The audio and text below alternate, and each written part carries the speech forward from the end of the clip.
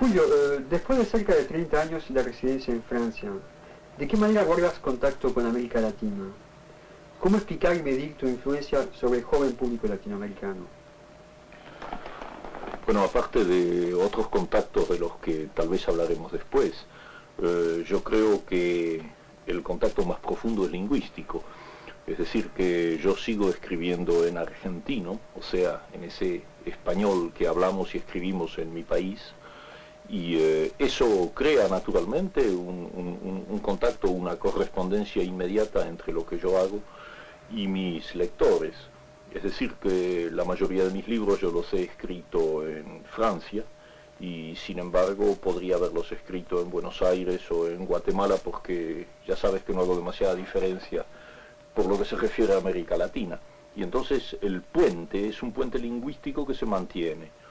Ahora, en cuanto a la influencia sobre los jóvenes, yo creo que esa influencia viene de una paradoja, del hecho de que yo nunca busqué tener la menor influencia en los jóvenes. Estoy convencido de que los escritores que se proponen un determinado mensaje con respecto a los jóvenes, en general escriben cosas mediocres, y los jóvenes no reaccionan como los autores quisieran. Lo que yo he hecho en la mayoría de mis libros es dejar salir, manifestar una problemática, una angustia, un cuestionamiento personal como latinoamericano que ha encontrado un eco en esa misma problemática o una problemática equivalente de los jóvenes latinoamericanos, y el contacto se ha dado de manera espontánea y yo te diría automática. No ha habido ninguna intención deliberada de mi parte y los jóvenes lo saben muy bien y lo sienten. Se ha hablado siempre y se sigue hablando en América Latina del compromiso del artista respecto a la realidad política. ¿Cuál es tu posición al respecto?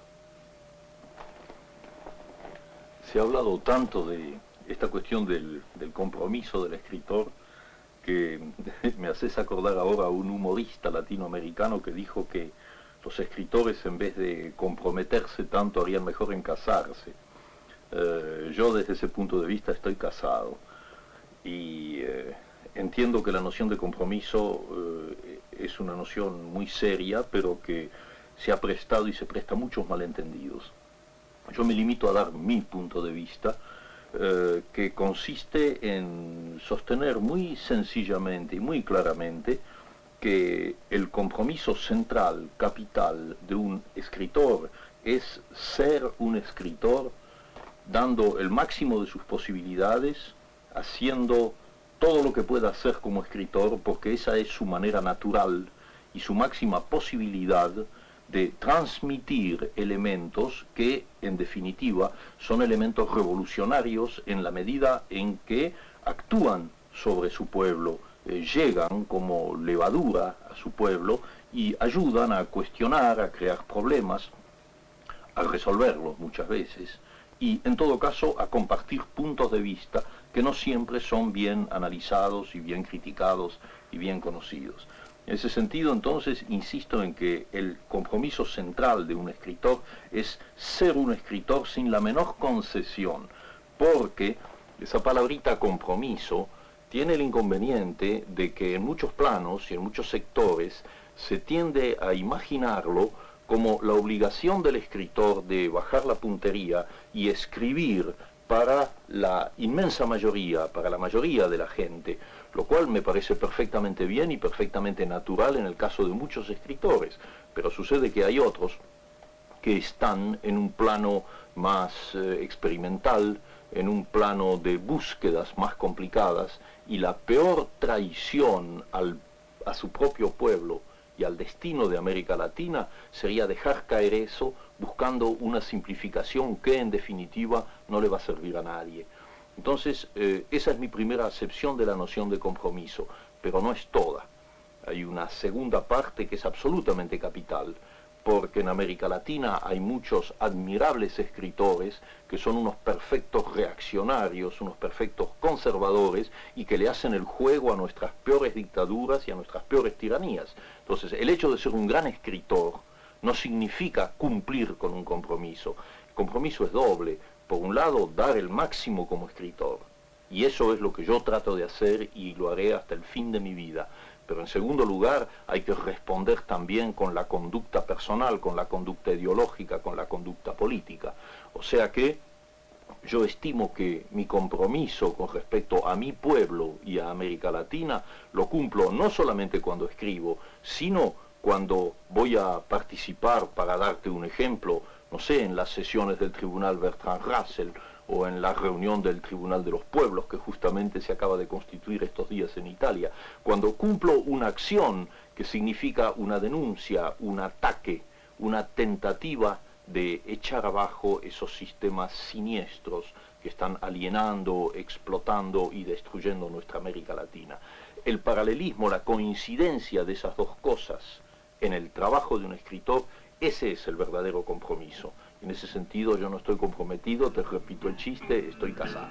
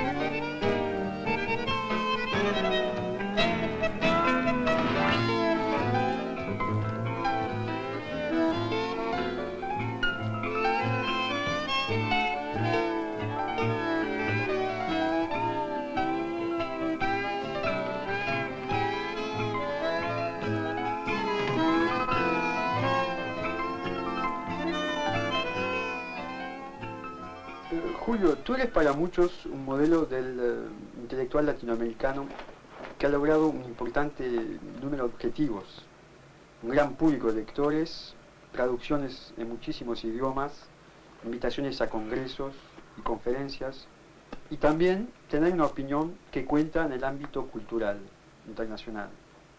Casi podríamos decir una especie de embajador. En tu pregunta hay dos palabras que no me gustan, embajador y objetivos. Bueno, yo no creo tener ninguna vocación ni capacidad para ser embajador de nada, salvo en sentido muy figurado. Y en cuanto a los objetivos de un escritor, yo he dicho muchas veces y lo creo fundamentalmente que no soy un escritor profesional, es decir, que nunca he tenido objetivos de escritor. Los libros me han llegado porque en determinados momentos sentía la necesidad de escribirlos y se han ido acumulando. Pero, dicho eso, es evidente que en la actualidad soy, como tú lo dices, un escritor muy leído, tanto en América Latina como en Europa. Y entonces ahí sí hay un objetivo que yo puedo cumplir, que ya no tiene nada que ver con la literatura misma, porque en ese plano yo sigo considerándome un aficionado que escribe cuando le da la gana. Pero sí hay un objetivo que yo puedo cumplir y que forma parte de mi compromiso como latinoamericano con la causa de nuestros pueblos. Sería culpable, me sentiría profundamente culpable, si teniendo la posibilidad de hacer llegar con una facilidad que otros no tienen, todo tipo de mensajes, todo tipo de ideas e incluso todo tipo de acciones, yo no lo hiciera. Eso, si yo me refugiara en una torre de marfil, si me limitara a ser un escritor por mi placer de ser escritor, entonces no cumpliría con mi deber, no cumpliría con eso que hemos calificado de compromiso. En ese plano, entonces, sin ningún objetivo literario y sin ninguna embajada, es cierto que puedo utilizar y utilizo el hecho, por ejemplo, de que mis libros hayan sido traducidos en tantos idiomas, porque cada una de esas traducciones es una frontera que se abre hacia una cultura diferente. Y si esa frontera se abre y los lectores de ese país me conocen a mí, y cuando digo me conocen a mí me refiero además a todos mis colegas latinoamericanos que puedan ser traducidos, y hay muchos que son traducidos y cada día más, puesto que hay un gran interés por nuestras letras. Eso sí es un trabajo útil, porque inmediatamente hay todo un pueblo, toda una cultura que por la puerta de nuestros libros entra en nuestra problemática, entra en nuestras angustias, en nuestros deseos, en eso que llamábamos la búsqueda de identidad, y entonces son pueblos a los cuales se les puede hablar, y ahí entra el Julio Cortázar que va al Tribunal Hassel, o que va a un congreso en Polonia, o que va a un congreso en Italia, porque estoy hablando ahí con gente que ya nos conoce, no digo ya que me conoce, que nos conoce como latinoamericanos. Entonces el contacto es fácil, y de ahí salen entonces grupos decididos a luchar también contra las dictaduras latinoamericanas, que pueden proporcionar apoyos de todo tipo, ideológico, incluso apoyos de tipo práctico. Vos ves que en ese sentido, bueno, sí, los objetivos trato de cumplirlos, y me siento muy contento como, por ejemplo, como en el caso de Polonia, ya que lo citaba. En Polonia hay una editorial en Cracovia que ha editado ya 100 libros de autores latinoamericanos. Es un caso realmente extraordinario, porque hay muchos países del occidente que se jactan de sus industrias editoriales y que no tienen ni un solo editor que haya editado 100 libros de nosotros. Pues en Cracovia lo han hecho, y entonces todo el pueblo polaco está leyéndonos a los latinoamericanos con un enorme interés. Eso significa alianzas, alianzas ideológicas, alianzas en el plano de la libertad, alianzas en lo que estamos necesitando en esta hora tan dura para América Latina, donde predominan las dictaduras, donde el exilio es lo que tratábamos de decir hace un minuto. Bueno, entonces te acepto lo de embajador y lo de objetivos, pero así, solamente en un plano figurativo.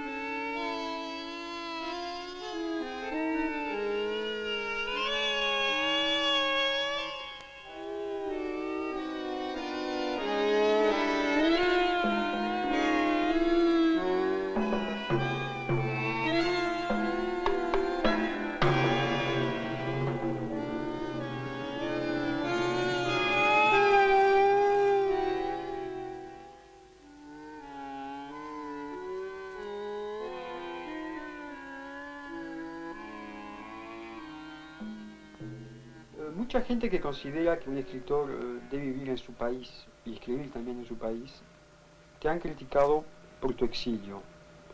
¿Cuál es tu posición al respecto y de qué manera ello influye sobre tu identidad latinoamericana? Mira, yo pienso que después de lo que te acabo de decir, de alguna manera la respuesta ya está dada, porque quienes me conocen verdaderamente saben muy bien que esa crítica no tiene mayor sentido.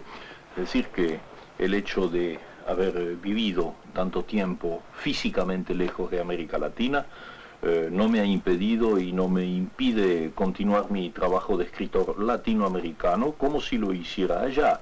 Y en cuanto a las otras cosas que yo podría hacer allá, creo también haberte dado una idea hace un segundo, de que muchas de ellas se pueden hacer eficazmente también lejos, y en una medida que tal vez puede en algunos casos ser igualmente útil que si uno estuviera en su propio país. Por lo tanto, ese tipo de crítica nunca me ha molestado. Yo me he sentido igualmente eficaz o ineficaz, según los casos, estando en América Latina o no estando en América Latina. Lo que cuenta en definitiva es que mi trabajo de escritor siga siendo fiel a la realidad latinoamericana, y en ese caso son los lectores quienes deben decidir, y en general los lectores no me critican desde ese punto de vista. Pero eso nos lleva ahora a la segunda parte de tu pregunta, al problema de cómo asumo yo una identidad latinoamericana. Ese sí es un problema complejo, porque es la noción de identidad que entra en juego. Nosotros en América Latina no tenemos una identidad definida. Hay una identidad profunda, lingüística, telúrica si quieres, una comunidad de sentimientos y de ideales, pero no hemos alcanzado todavía nuestra verdadera identidad de pueblos. En la medida en que sigamos siendo manipulados y colonizados y explotados, por un lado por el imperialismo norteamericano, por otro lado por las dictaduras que en este mismo momento están haciendo lo que tú sabes muy bien en América Latina, nuestra identidad es una identidad un tanto ideal, es un deseo de identidad, pero que no está plenamente logrado. Cada movimiento revolucionario, cada tentativa de liberación, pienso en este mismo instante lo que está sucediendo en Nicaragua, eso es un impulso hacia la identidad. Yo soy profundamente optimista en ese plano y sé que vamos a conseguirla, en el plano individual y en el plano colectivo, en el plano de los pueblos. De manera que yo considero que la identidad es una palabra de lucha, es una consigna, no es una cosa que hayamos conseguido, todavía no la tenemos esa identidad. Estamos aislados, balcanizados, compartimentados, nos destruimos entre nosotros en querellas absurdas. Y el resultado es que la identidad sigue siendo un ideal, pero tengo también la convicción de que todo lo que ha sucedido en América Latina a lo largo de este siglo muestra que hay un proceso irreversible y que vamos camino de nuestra identidad, un camino que está costando mucha lucha, que está costando mucha sangre y que en definitiva es sin embargo un camino que ya está de alguna manera trazado en el tiempo y que, te repito, es irreversible.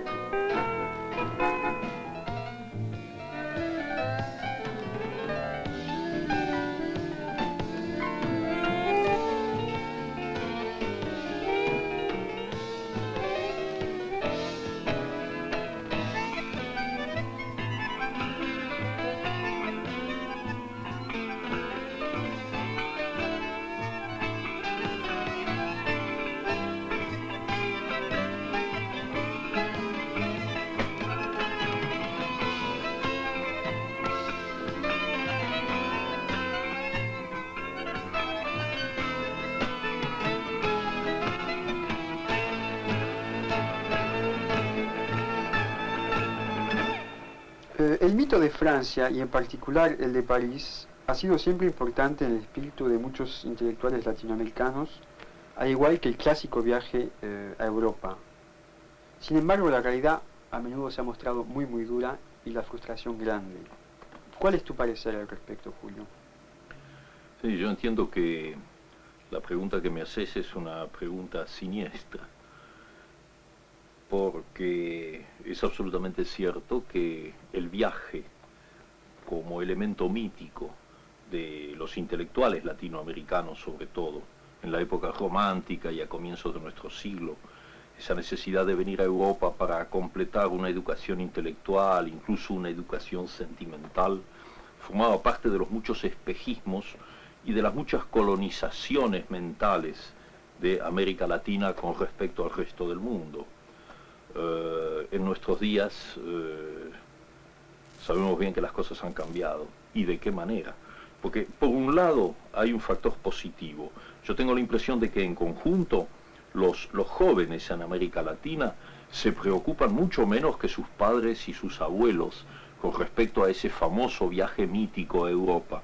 En este momento la realidad latinoamericana, eso que hablábamos, la búsqueda de identidad, preocupa cada vez más a los latinoamericanos y hace que descubran que su tarea más apasionante, la que en el fondo prefieren, consiste en hacerla in situ, ahí donde viven y donde están. Pero los viajes continúan. Los viajes no solamente continúan a Europa, sino que se han multiplicado de una manera trágica. Ahora ya no se llaman viajes, ahora se llama directamente exilio. Sin quererlo deliberadamente, caemos en ese tema del cual yo creo que hay mucho que decir. Yo por lo menos tengo mucho que decir porque me encuentro como uno de los polos hacia los cuales afluye ese exilio procedente sobre todo de los países del Cono Sur y que en los últimos años se ha volcado en Europa en proporciones alucinantes. Cuando yo voy a España y me paseo por Madrid o Barcelona y empiezo a darme cuenta de la cantidad de uruguayos, de la cantidad de chilenos, de la cantidad de argentinos que están allí, están viviendo allí en condiciones en la mayoría de los casos malas, muchas veces peligrosas, y en todo caso dentro de esa angustia que produce siempre el exilio, pienso con alguna ironía en la diferencia entre los antiguos viajes a Europa, que eran los agradables viajes de placer, y este viaje que supone una diáspora, que supone una ruptura brutal hacia destinos que en la mayoría de los casos son negativos. Todo este tema del exilio me toca a mí particularmente porque desde luego aquí en Europa muchos somos, desde el punto de vista de organizaciones, de conjuntos de gente de buena voluntad que ensayan en la medida de lo posible superar los problemas personales de los exilados, pero que solo lo consiguen en una escala sumamente pequeña. Ahora, si este problema del exilio lo miramos del otro lado, por ejemplo, con respecto a mi país, el elemento trágico se vuelve casi insoportable, porque hay que pensar en una cosa que muchos olvidan. Los exilados argentinos, por ejemplo, son prácticamente todos intelectuales, científicos, es la gente que constituía los mejores valores argentinos. Y todos ellos han tenido que salir porque su vida estaba en peligro, su libertad estaba en peligro. Cientos de miles están fuera de la Argentina. Pero entonces es un fenómeno de doble exilio porque por un lado ellos están físicamente exilados en los países de Europa, pero el pueblo argentino es el verdadero exilado en la medida en que en este momento no puede conocer, no puede aprovechar, no puede vivir el trabajo de creación de músicos, de cineastas, de actores, de novelistas, de toda la gente que antes trabajaba en la Argentina. ¿Quiénes quedan en la Argentina? Bueno, hay mucha gente de valor en la Argentina, desde luego, pero lo más importante, lo más fecundo, lo que realmente daba una dinámica al país, ha tenido que irse, porque justamente esa dinámica era una dinámica de oposición y de protesta contra la dictadura. Entonces hay un doble exilio, los que están afuera y los que se han quedado adentro. Hay un exilio físico que es el nuestro, los que no podemos volver allá, pero luego hay algo peor, que es lo que yo llamo el exilio cultural. A mí no me gusta autocitarme, pero mi último libro de cuentos fue prohibido en la Argentina. Eso es lo que yo llamo exilio cultural. 20 millones de personas no pueden leer un libro mío. Cuando digo un libro mío, amplifico y pienso en todo el trabajo creador de los miles y miles de exilados que están en el mundo. Entonces comprendes que este es un tema que me toca a mí profundamente y que constituye la verdadera raíz de esa pregunta que parecía un poco frívola sobre el viaje a Europa.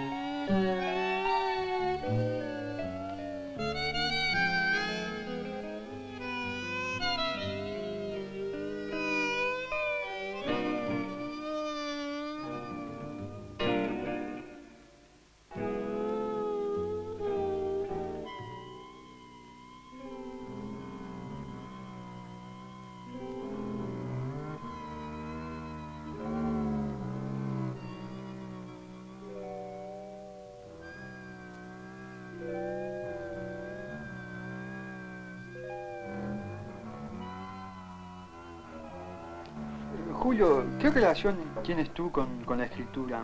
¿De qué manera trabajas materialmente? Yo no tengo ninguna relación con la escritura. Es la escritura que tiene relaciones conmigo. Invierto la fórmula porque es cierto. En general yo estoy en un estado de disponibilidad y luego estoy en el ómnibus o en la calle o tomando un café y bruscamente hay algo que me incita a escribir. Yo siento que no me pertenece a mí eso, es algo que viene desde fuera o probablemente desde dentro, pero siempre me da la impresión de venir desde fuera, como si escuchase una música. Ahora, esa música toma enseguida la forma de palabras, una primera frase, una primera idea, incluso una imagen, una imagen que se va a convertir en un personaje. Y entonces lo único que me queda es obedecer. Y a partir de ese momento soy un poco, digamos, el medium de eso, es decir, que tengo obligadamente que ir a mi máquina de escribir, yo escribo a máquina, y empezar a trabajar. Pero el primer impulso no tengo nunca la impresión de que es mío, sino que me viene como desde fuera, como desde otra dimensión. Ahora, claro, la segunda parte de tu pregunta se tiene que ajustar lógicamente a eso. ¿Cómo trabajo? Bueno, ya te dije que no me considero un profesional, soy muy vago, es decir que puedo pasar mucho tiempo sin escribir y después de golpe puedo estar obsesionado durante un mes y muchos meses con una novela o con una serie de cuentos que vienen en forma de ciclo, pero es sumamente irregular, no tengo esa disciplina, muy admirable por lo demás, de escritores que todos los días a las 9 de la mañana se ponen en su máquina hasta las 2. Me resultaría completamente inconcebible ese tipo de trabajo. Soy una especie de francotirador de la literatura. Hago las cosas cuando me vienen y cuando el impulso es más fuerte que yo. Pero no lo hago nunca de una manera profesional. Y claro, entonces es un placer. Por eso creo que siempre he insistido mucho en los aspectos lúdicos de la literatura. Para mí no es esa especie de drama del que hablan muchos escritores, y supongo que honestamente, para quienes escribir es una tortura, un sufrimiento, no. Para mí la literatura, la escritura es un poco como el amor, es un placer, es un juego lúdico al que me doy. Ahora, dentro de eso entra el drama, entra el sufrimiento, entra todo lo que quieras, como sucede también en el amor, por ejemplo. De modo que, en definitiva, yo entiendo que hay un puente muy estrecho en mí entre la literatura y el erotismo. Son juegos muy parecidos. El público te conoce sobre todo por tus cuentos y por tus novelas. ¿Puedes tú decirnos cuáles son las técnicas de cada género y las dificultades intrínsecas de cada uno de ellos en su proceso de creación? Menuda pregunta, pero en fin, se puede contestar un poco con imágenes, con figuras. Yo lo he dicho además, ya lo he escrito y repito una cosa que sigo creyendo. O sea que para mí el cuento lo he visto siempre como una esfera. Es decir, es una forma cerrada y para mí un cuento solo es perfecto cuando se aproxima a esa forma perfecta en la que no puede sobrar nada y en la que cada uno de los puntos exteriores tiene que estar a la misma distancia del centro. En cambio la novela la veo como un árbol.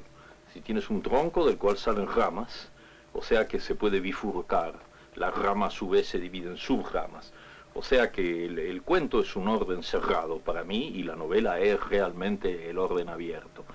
Eso supone lógicamente técnicas muy diferentes. En el caso del cuento tiene que existir desde la primera palabra, tiene que estar ya de alguna manera contenida la última, aunque en mi caso yo nunca la sé. Yo no sé cómo van a terminar mis cuentos, pero sé de todas maneras que se va a cerrar, que se va a completar como el vuelo de un boomerang. En cambio, la técnica en la novela, y esa es la gran maravilla también de la novela, es que siendo abierta, tú te lanzas y los personajes comienzan a vivir un poco por su cuenta, como le pasó a Cervantes con el Quijote, más que conocido el ejemplo, y me pasó a mí con muchos personajes. Entonces hay la cosa maravillosa de la novedad, de lo inesperado, el pensar que ibas a ir en una determinada dirección y el arbolito te saca una rama o una flor por otro lado. Así que el cuento es la exigencia, tiene algo de fatal. Y en cambio la novela te da la compensación de la improvisación, de la libertad. Es la diferencia entre el jazz tradicional, que sería el cuento, o la música de cámara, una sonata, y el free jazz, o las formas actuales de música completamente abiertas.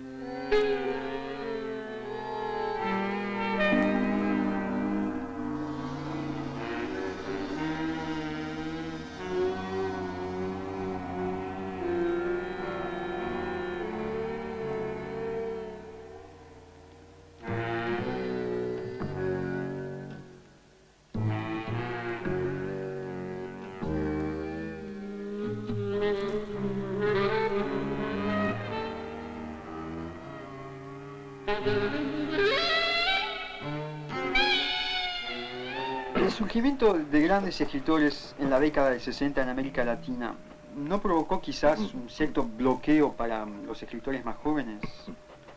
A tu parecer, ¿pueden surgir nuevas formas literarias, una nueva generación de escritores?